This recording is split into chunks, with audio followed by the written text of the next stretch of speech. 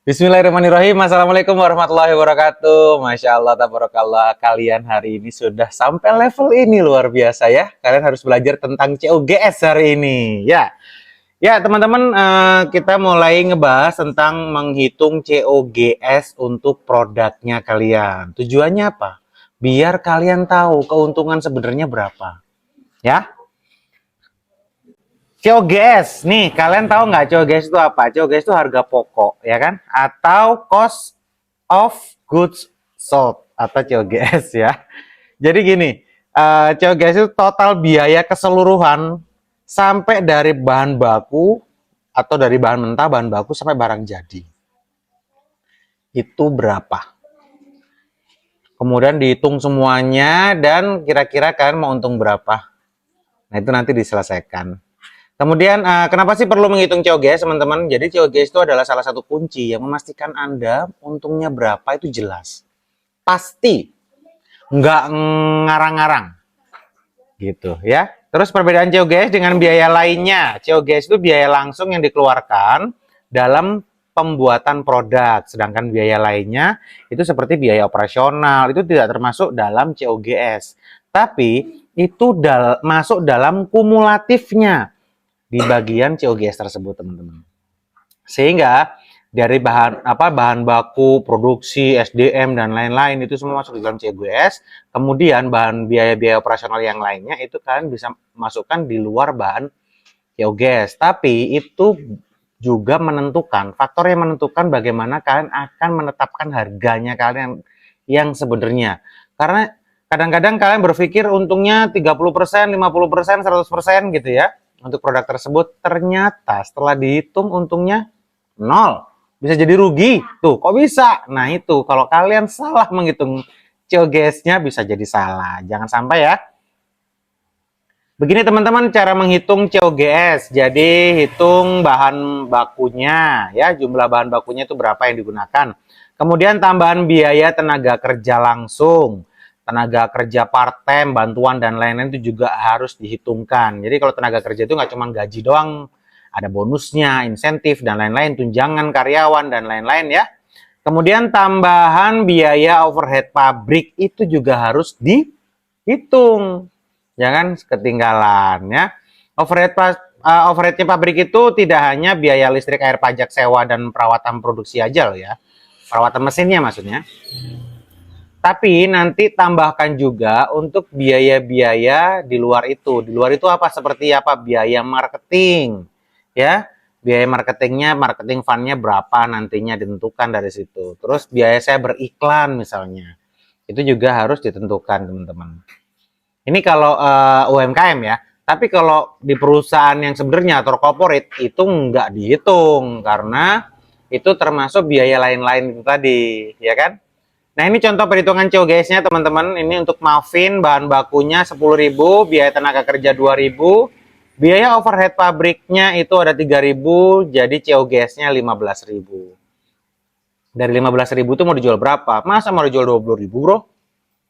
Berasa untung berapa tuh kalau cuma 20.000, untung cuma 5.000, nggak nyampe 50%. Jadi, kalau saya sebagai pelaku UKM atau UKM yang bisa memproduksi produk, saya kemarin udah kasih sampel-sampel tuh ke teman-teman UKM ya dari binaan saya. Jadi, saya minta mereka bagaimana caranya bisa naikin harga dalam artian ya, kita ngambil keuntungan bisa sampai 300%. Kenapa kok 300%? Karena A, B, C, D, E, F, G. Jadi, bagaimana detailnya kalian bisa konsultasi langsung dengan saya ya. Kalau masih bingung bagaimana penerapannya, kenapa kok harus 300% kita ambil untung minimalnya? Karena ya teman-teman ya UMKM itu nggak seperti bisnis corporate. Kalau UMKM itu rata-rata semuanya terpusat dalam satu biaya. Ya toh. Jadi jangan sampai kalau kalian menentukan biaya-biayanya terus tiba-tiba nggak ada di situ. Jadi kayak biaya ongkos kirim segala macam itu harus packaging gitu ya, itu harus dicatat ya.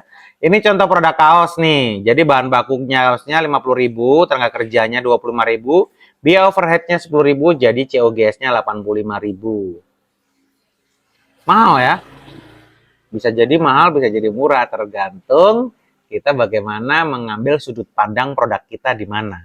Jadi disinilah letak kita bisa menentukan harga kita sebenarnya di mana, ya.